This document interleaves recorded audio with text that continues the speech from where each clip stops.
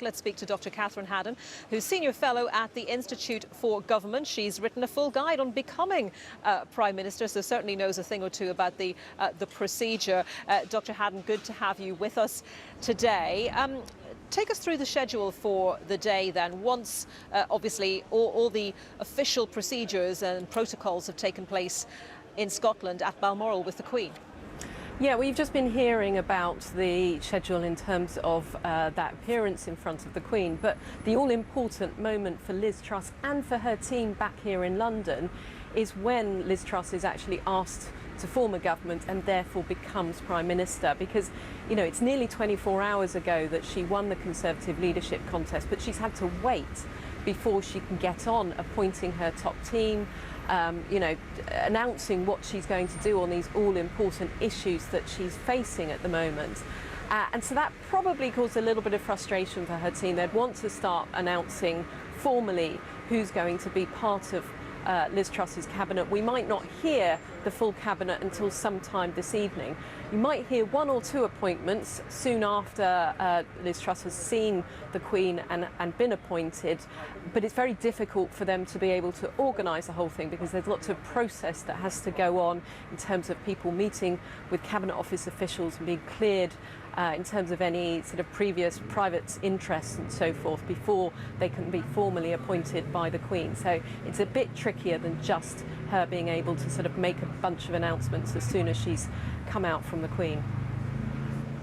And in terms of the range of issues she's facing and the scale of those issues, can you think of any comparable situation where a new Prime Minister has been coming here into Downing Street, into number 10, having that much on their plate?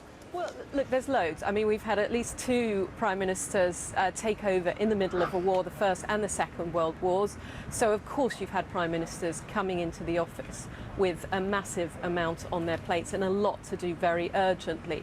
People have been talking about Margaret Thatcher in 1979, certainly in terms of some of the issues around labour disputes, around, cost of living and so forth. So there are comparisons, but I think it's kind of the combination of the different crises that this government are likely to have to tackle and that we know are coming. Gordon Brown took over in 2007, but obviously, there was little idea that the financial crisis would hit only a year later. Similarly, when Boris Johnson took over, obviously Brexit was the big issue. Nobody saw COVID over the horizon. So in this case, at least she knows the scale of what is likely to happen. The difficulty is obviously working out what to do about it. And in that sense, she's not been able to work, as closely with the civil service as if she had already been in government. She will have had some contact with them.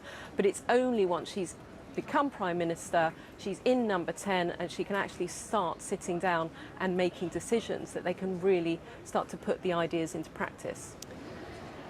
And in terms of becoming Prime Minister, as I mentioned in the introduction, you've written a guide on this. Is it difficult for a candidate, and when it gets down to the final two candidates, we had Liz Truss and Rishi Sunak, to run that campaign to win the leadership and at the same time to be thinking ahead in detail about what will happen if they actually win? So how much planning and preparation will she have actually done? Obviously she has a team of people around her, but how much planning and preparation will she have done to really step into that role? It is really difficult. I mean, opposition parties are in a similar position. They're often trying to win a general election, but they have a longer run-in, and the leader of the opposition knows that they're, trying to vie for that role. But it's still difficult when you're trying to win a campaign to start, as it were, measuring the curtains. David Cameron talked about, he called it measuring the curtainitis. He didn't want to be thinking about that in case he jinxed anything. Tony Blair was a bit the same, very concerned, even given the scale of the landslide that Tony Blair had in 1997, still at the last minute that he might jinx the results. So it is quite difficult for them to start making those kind of decisions.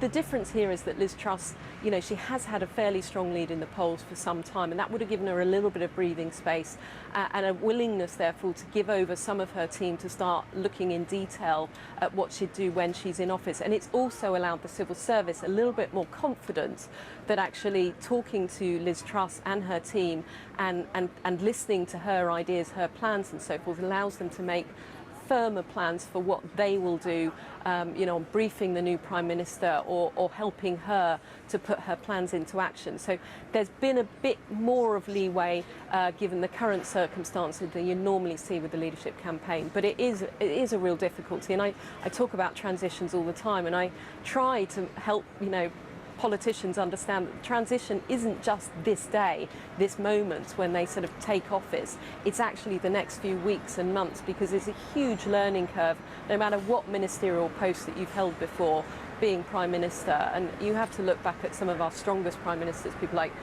Tony Blair, Margaret Thatcher. They talked about how daunted they were, how lonely the job is when you first take it on, because suddenly the weight of everything is on your shoulders. So she'll probably be feeling that in her travels today. OK, Dr. Catherine Haddon, Senior Fellow at the Institute for Government